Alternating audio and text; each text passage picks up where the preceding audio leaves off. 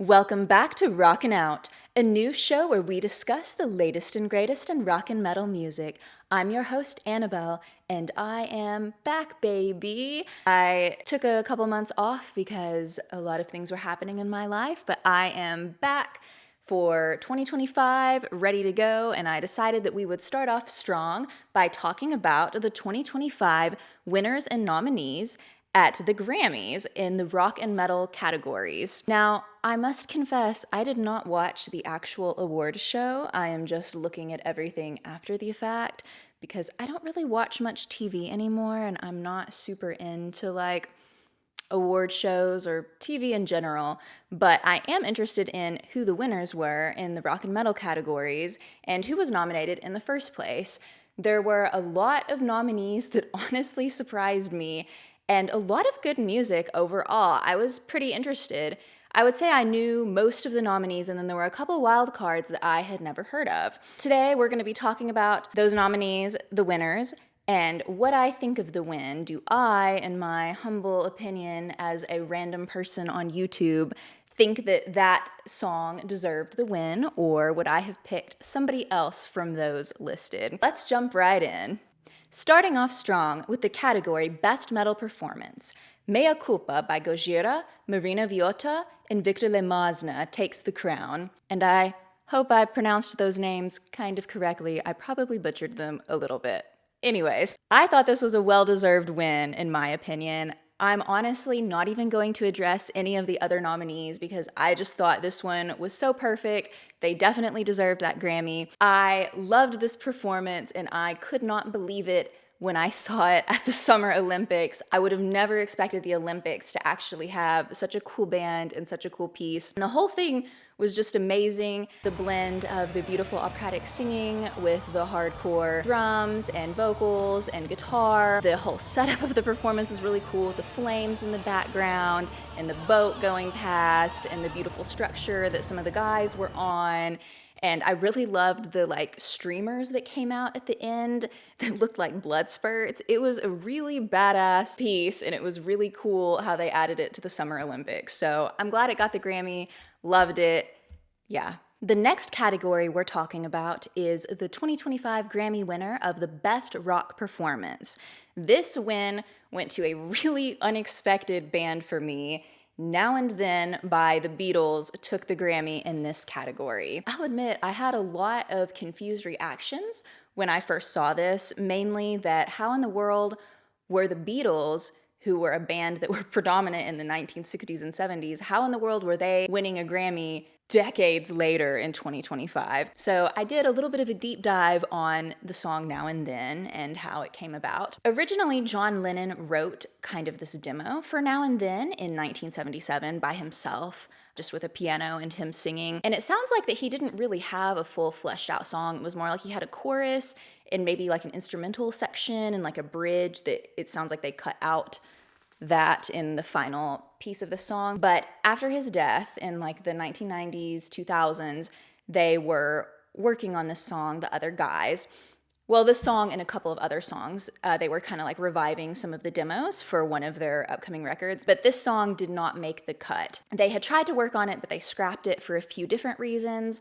The recording quality itself was apparently really poor, and there was a weird hum in it, and his vocals are being drowned out by the piano, and lyrically there wasn't much to work with because he hadn't really written a full song, he'd just written some pieces, and it sounded like McCartney just didn't super duper love the demo either. He didn't like the recording quality and he just wasn't super into the song. So this was a song that was largely scrapped at the time. So then during that time period, when they had been trying to work on it, George had written some guitar parts, it sounds like, but then he had passed away, and then everything just kind of got shelved. The song just got forgotten about for decades.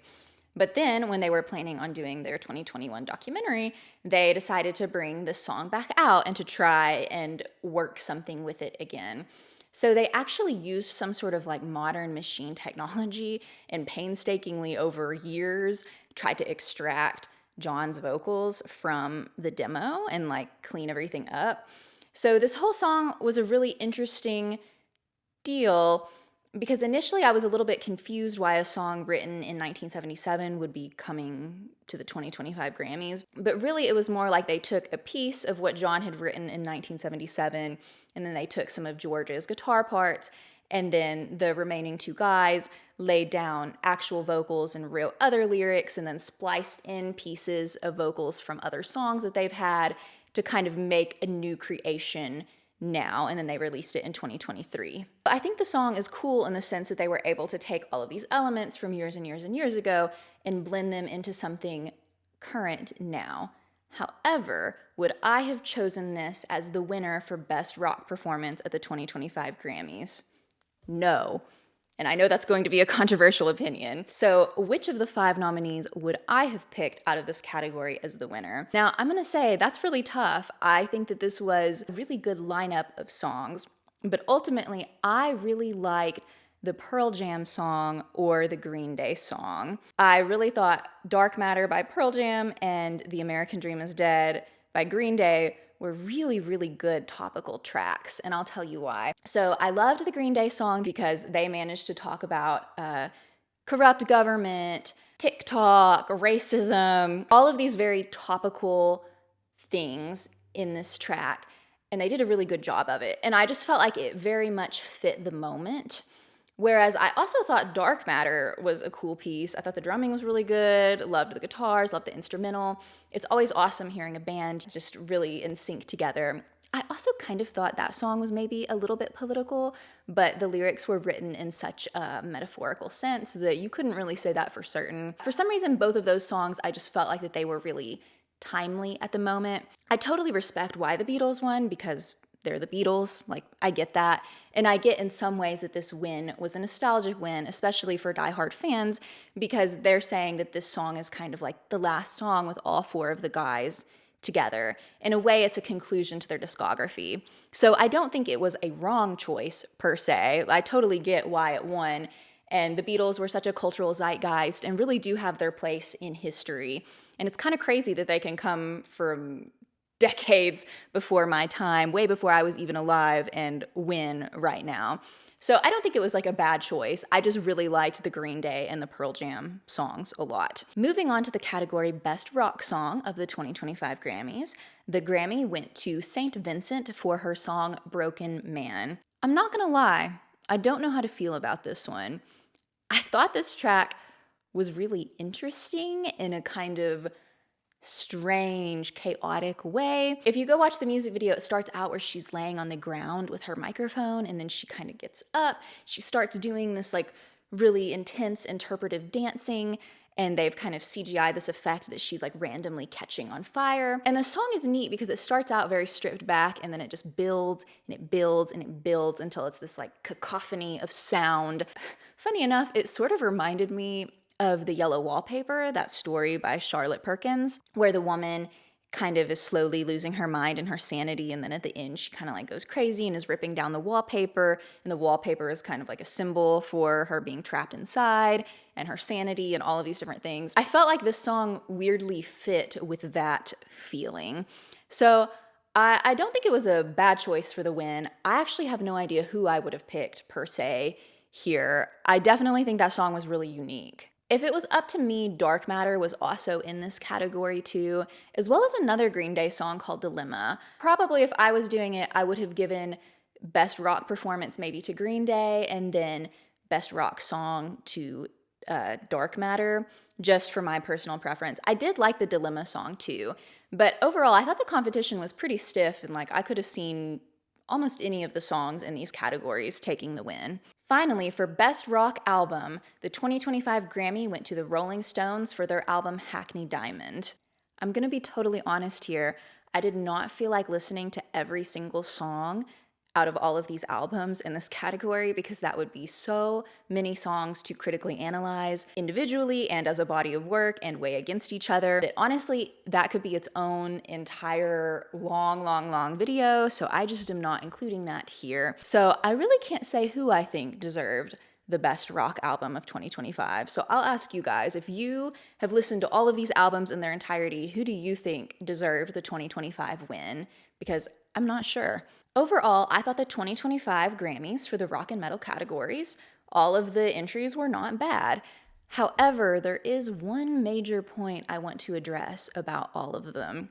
Where are all of the modern bands? I would really love to see current modern rock and metal acts, as in that they formed within the last decade with more younger musicians and artists. Poppy is the youngest nominee in this category at 30 years old.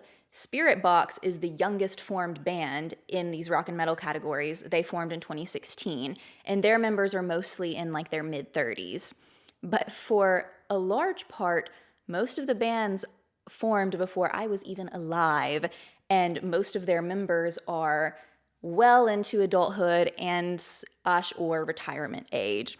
And I'm actually gonna like flash up on screen. I looked up each of the individual band members when they were born, like how old they are, and the dates of their bands forming. And it's interesting for me to say this because on the one hand, I really like the fact that music is something that you can do forever. You can be in your 80s and you can be the Beatles and you can be writing and creating songs and winning Grammys. And there's something about that that is really cool and I appreciate. Because, you know, if you're a sports player, you're probably finished with your sports career by the time you're in your 20s, maybe 30s, with just a few exceptions to that. But music is something that you can do forever and ever and ever, and I love that.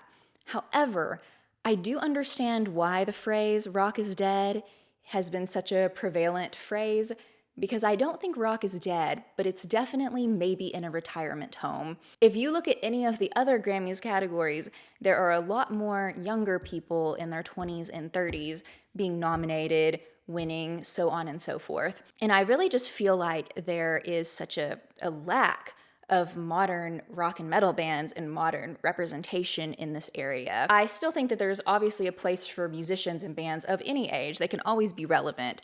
But I think in order for our genres to continue on into the world, we really need to be trying very hard to foster new acts, younger people, trying to keep rock and metal alive. Because I think the thing now is that a lot of talented younger musicians who could have maybe gone more rock and metal are trying to be more marketable. And so instead they've gone more pop, or they've gone more like in the rap space instead of leaning more into the rock area, in the metal area. But there are still like current rock and metal bands, like with younger people. I know that they exist. They're just not exactly getting their flowers, so to speak. I think that that was my main thing that I noted overall and kind of my biggest takeaway from the Grammys. I thought the tracks were very like good and they were well chosen, but I really would love to see a push for bringing in more younger people into the space and trying to foster, you know, just a multi-generational connection to the music. Because there's certainly people my age and younger that are still into rock and metal. Like, it's not, we still exist. It's just that it's weird how little representation there is for the like younger bands and younger artists. But they have that in plenty of other categories in the Grammys. I think it's crucial in the coming years in order to revitalize the genres. And I think that we're at a moment where we could see a resurgence of more rock and metal music, because I do feel like some of the musical tastes have been shifting and changing. I think in order to do that, we have to start highlighting and encouraging younger acts and younger artists to stand up and create and come into the space. All in all, I thought that the Grammys choices were pretty good. And I was happy to listen to some bands that I had never heard of before and some songs that I had never heard of before. There have been past Grammys where I was very confused about why some of the songs and bands were chosen, but I was very pleasantly surprised this year with all of the choices and the nominees. So let me know in the comments down below what you would have picked for your winners, or if there are any younger bands, like I mentioned, that you really think should at some point come into the Grammy space and come in more to the limelight. Anyways, I am happy to be back with you guys. I have a lot of fun things planned. I also have an exciting new video to film with something I got that I wanted to show you guys that I have been waiting to try out, just to try it out for the first time on camera. So that'll be really cool. I have quite a few videos planned and some more things will be coming out in the following weeks.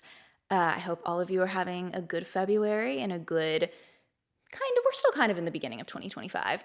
And I'll see you on the flip side.